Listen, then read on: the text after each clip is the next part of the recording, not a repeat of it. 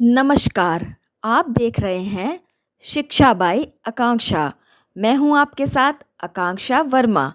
तो चलिए शुरुआत करते हैं आज की कहानी की, जिसका शीर्षक है दुष्ट रानी और जादुई आईना। बहुत समय पहले की बात है। एक दूर दराज के राज्य में एक दुष्ट रानी रहा करती थी। वह न केवल बेहद सुंदर थी, बल्कि उसे अपनी सुंदरता पर बहुत घमंड था। रानी के पास एक जादुई आईना था, जो उसकी हर बात मानता था। वह हर सुबह आईने से पूछा करती कि हे आईना, इस दुनिया में सबसे सुंदर कौन है?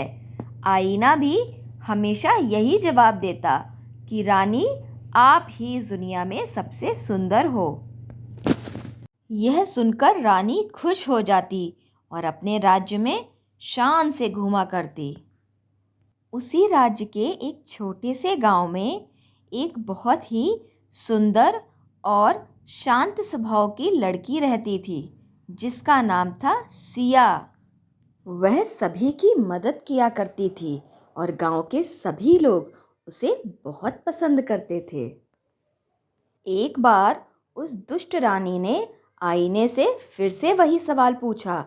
इस बार आईने ने उत्तर दिया कि रानी, आप सुंदर हैं, किंतु आपसे भी सुंदर सिया नाम की एक लड़की है। यह सुनकर रानी का घमंड चकनाचूर हो गया।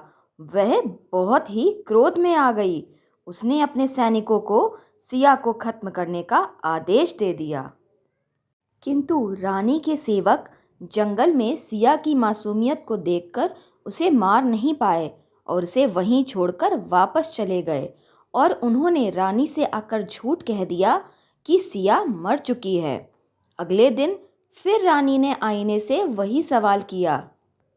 जंगल में सिया बहुत डरी हुई थी। वहाँ उसकी मुलाकात 7 बौनों से हुई। उन बौनों ने सिया की मदद की और उसे अपने घर में आश्रय दिया। सिया भी खुशी खुशी उन बौनों के घर का कामकाज करती और आराम से अपना जीवन उन्हीं के साथ व्यतीत करती। इधर रानी ने एक बार फिर आईने से पूछा कि आईना, बताओ सबसे सुंदर कौन है? तब आईने ने उस रानी को उत्तर दिया कि सिया अभी जिंदा है। यह सुनकर रानी को बहुत क्रोध आया और उसने एक जहरीला और जादुई सेब बनाया। दुष्ट रानी एक बुढ़िया का रूप धारण करके सिया के पास पहुंच गई और उसने सिया को वह जादुई सेब खाने को दिया। जैसे ही सिया ने सेब का एक टुकड़ा खाया और वह बेहोश होकर जमीन पर गिर पड़ी। थोड़ी देर बाद जब बौने घर वापस आए तो उन्होंने सिया को जमीन पर पड़ा हुआ पाया। बौनों ने सिया को जगाने की बहुत कोशिश की। जब सिया होश में नहीं आई तो उन्होंने सिया को कांच के एक ताबूत में रख दिया। थोड़ी देर बाद जंगल से एक राजकुमार गुजर रहा था। उसने सिया को ताबूत में देखा तो उसकी सुंदरता और मासूमियत पर मोहित हो गया।